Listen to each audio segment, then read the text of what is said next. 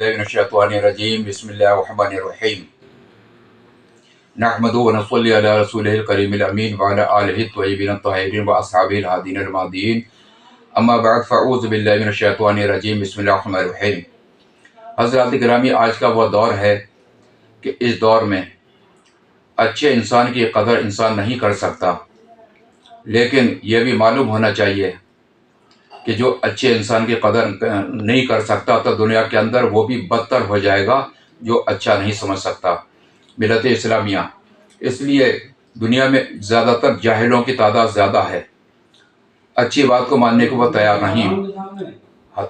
हदीस नंबर 86 बुखारी शरीफ जिल्द सानी कि रसूलुल्लाह सल्लल्लाहु अलैहि वसल्लम ने इरशाद फरमाया कि हज़रत उमर बिन आस रज़ियल्लाहु तआला अन्हु इरशाद फरमाते हैं कि अल्लाह के रसूल ने इरशाद फरमाया, एक वो ज़माना आएगा कि उलमा उठा लिए जाएंगे। लोग कहते हैं कि कुरान उठा लिया जाएगा, ऐसा नहीं है, बल्कि उलमा ही नहीं होंगे तो कुरान कहाँ से उठेगा।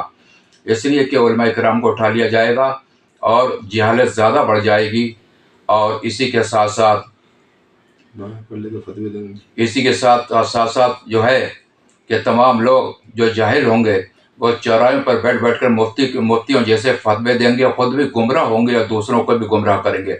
यह हदीस शरीफ बुखारी शरीफ की है, और इसको अगर कोई झुटलाएगा तो वो फ़ौरन काफिर, ईमान से खारिज। मिलत इस्लामिया, ये मालूम नहीं है कि अल्लाह तबारक व तआला ने ये तमाम चीज़ें जो अच्छाई की जो खूबियाँ हैं वो अता फरमाई हैं, वो कहाँ से अता फरमाई। हज़रत आदम अलैहिस्सलाम को 7 लाख ज़बानें याद थीं। मिलत इस्लामिया, 7 लाख ज़बानें याद थीं आपको। और समय पहले आपने दुनिया के अंदर किस चीज़ की कौन सा काम किया? आपने खेती का काम किया और तमाम तिजारत की। मिलत इस्लामिया, जितनी भी तिजारत हैं दुनिया के अंदर वो बिल्कुल तमाम अंबिया किराम की सुन्नत हैं। लिहाजा मिलत इस्लामिया, आज मैं मिसाल देता हूँ कि दुनिया के अंदर अगर कोई मस्जिद का इमाम है, अगर कोई बिजनेस करे सच बोलकर, बिल्कुल जायज़ है। अगर कोई अंगुश नुमाई करे तो उससे ज़्यादा दहकान, उससे ज़्यादा जाहिल दुनिया के अंदर कोई इंसान नहीं है। मिलत इस्लामिया, और इसी तरीके से आज मैं ये देखता हूँ कि मस्जिदों में इमामों के पीछे नमाज पढ़ते हैं मिलत इस्लामिया, और पीछे उनकी बुराइयां करते हैं। ये किसका काम है? ये मुनाफिकों का काम है। इसलिए कि अब्दुल्ला बिन सलूल मुनाफिक था, ये था मुसलमान। अल्लाह के प्यारे नबी सल्लल्लाहु अलैहि वसल्लम के सामने बड़ा सीटी मीटी करता था वो, और तमाम जहाँ मीटिंग होती थी वहाँ चुपके से सुनता था। और फिर उसके बाद में यहूदियों से मिला हुआ था और यहूदियों से जाकर कहता था कि फला राय है, होशियार हो जाना मिलत इस्लामिया। तो कुरान करीम में आया कि इन्नल मुनाफिकीन फी दरकिल अस्फली मिनन नार, के बेशक मुनाफिक दोज़ख के सबके नीचे, सबसे नीचे तबके में डाल दिए जाएंगे। इसलिए कि मुनाफिक वही है, मुनाफिक एक कुफार को नहीं कहते, अगर मज़हब को नहीं कहते, मुनाफिक मुसलमान को कहते हैं, वो मुसलमान दो रुखे इंसान को। और इसीलिए कि अल्लाह के प्यारे नबी सल्लल्लाहु अलैहि वसल्लम ने इरशाद फरमाया कि 2 रुखा इंसान कभी भी जन्नत में नहीं जा सकता। कितनी नमाज पढ़ ले, माथे को काला कर ले, अपने हाथों को बिल्कुल कमज़ोर कर ले, सजदे करते करते, नमाज अदा करते करते, लेकिन जब तक वो चुगलखोर और ये मुनाफिक इसी तरीके से है। अल्लाह के रसूल ने इरशाद फरमाया, अज़ीमुल जुस्सा और चुगलखोर, अज़ीमुल जुस्सा 2 रुखा इंसान। सहाबा किराम के सामने कहा कि अज़ीमुल जुस्सा जन्नत में नहीं जाएगा। सहाबा किराम ने कहा कि या रसूल अल्लाह सल्लल्लाहु अलैहि वसल्लम, फिदा की अबी व उम्मी, हमारे माँ बाप आप पर कुर्बान। आका, अज़ीमुल जुस्सा किसको कहते हैं? कहा 2 रुखे इंसान को कहते हैं। एक जगह एक मुंह से जाता है, दूसरी जगह दूसरे मुंह से जाता है। मिलत इस्लामिया, अब समझ लीजिए कि तुम कौन हो, ये तो बताओ। इसलिए कि अल्लाह तबारक व तआला ने जो इंसान को जिस खासियत से दुनिया के अंदर नवाजा है, जिसके दामन में जो फूल हैं खिले हुए, उसको कोई छुटा नहीं सकता जब तक अल्लाह तबारक व तआला का हुक्म ना हो। अल्लाह इरशाद फरमाता है कुरान करीम के 3रे पारे में, क़ुल अल्लाहुम्मा मालिकल मुल्क तुअतिल मुल्का मन तशाअ व तंज़िउल मुल्का मिम्मन तशाअ व तुइज़्ज़ु मन तशाअ व तुज़िल्लु मन तशाअ बियदिकल खैर इन्नका अला कुल्लि शैइन क़दीर।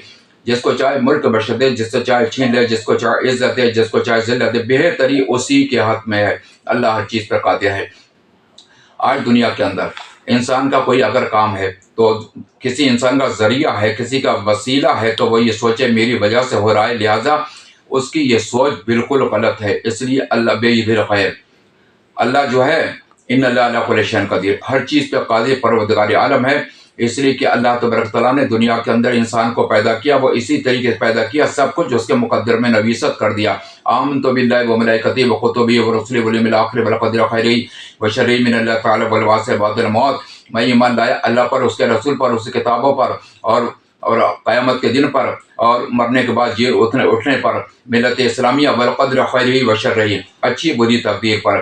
انسان کی تقدیر میں اللہ تبارک تعالیٰ نے جو لکھا ہے اس کو کوئی مٹا نہیں سکتا۔ اگر بہترین زندگی ہے، بہترین خوبی کے ساتھ میں، اچھائی کے ساتھ میں زندگی لائف ہے، اس کی زیست ہے، تو اللہ تبارک تعالیٰ نے یہ لکھا ہے۔ اگر اس کی زندگی میں پریشانی ہے تو دنیا کے اندر اس پریشانی کو کوئی دوسرا دور کر نہیں سکتا۔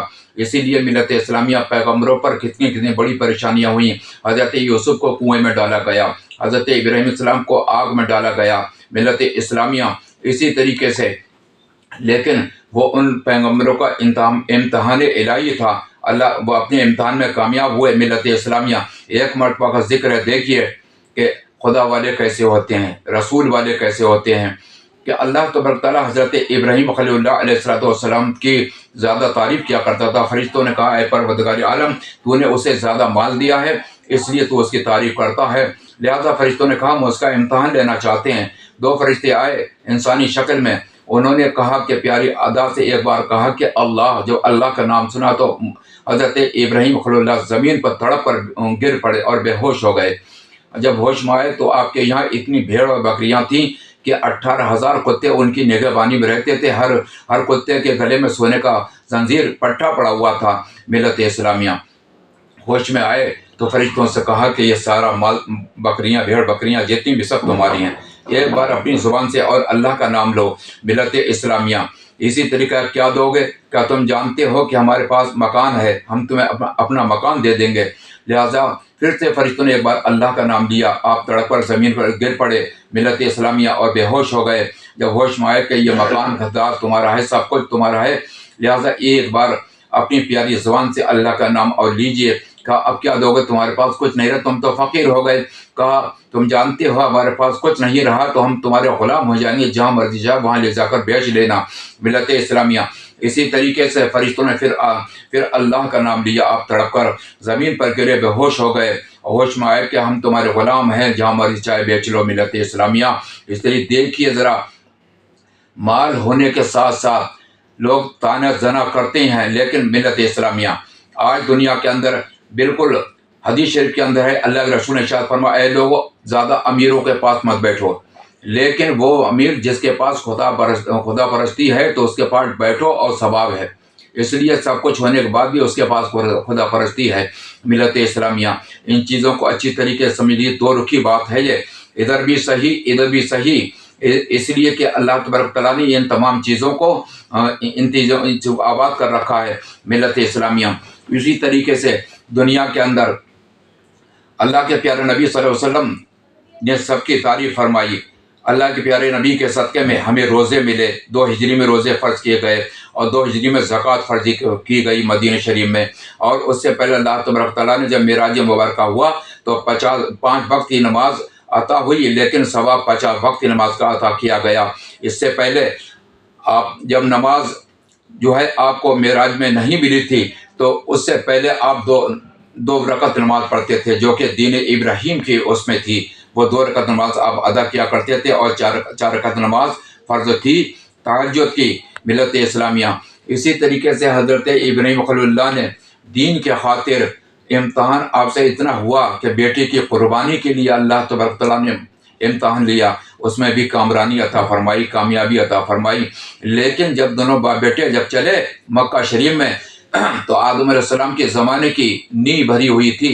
اللہ تبارک تعالیٰ نے کہا کہ اے ابراہیم کعبہ بناؤ، تو کہا پروردگار عالم مجھے معلوم نہیں کہاں بناؤں۔ حضرت سیدنا جبریل علیہ السلام تشریف لائے، آپ کے 500 پر ہیں اور 500 پروں کی ایک پر کی لمبائی اتنی ہے کہ آدمی اس سرے سے چلے گا تو دوسرے سرے تک 500 سال میں پہنچے گا، اسی لیے اتنی ہی چوڑائی ہے۔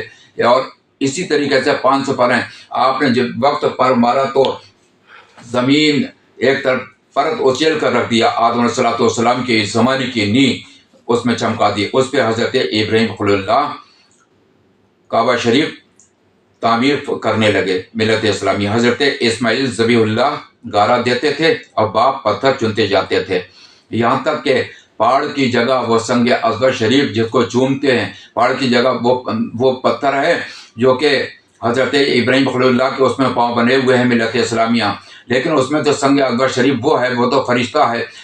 اللہ تبارک تعالیٰ نے آدم علیہ السلام کو جب جنت سے زمین پر اتارا تو وہ مور بھی وہاں کا رکھوالی سونے کے پاؤں تھے، لہٰذا اللہ نے سزا دی تو اس کے پاؤں کر دیے گئے، اور سانپ کے بھی پاؤں تھے، لہٰذا وہ بھی جنت کا رکھوالی تھا، لہٰذا اسے سزا دی گئی کہ پوری تا قیامت جب تک دنیا آباد رہے گی تو ایسی پیٹ ڈبر سرکتا رہے گا ملت اسلام۔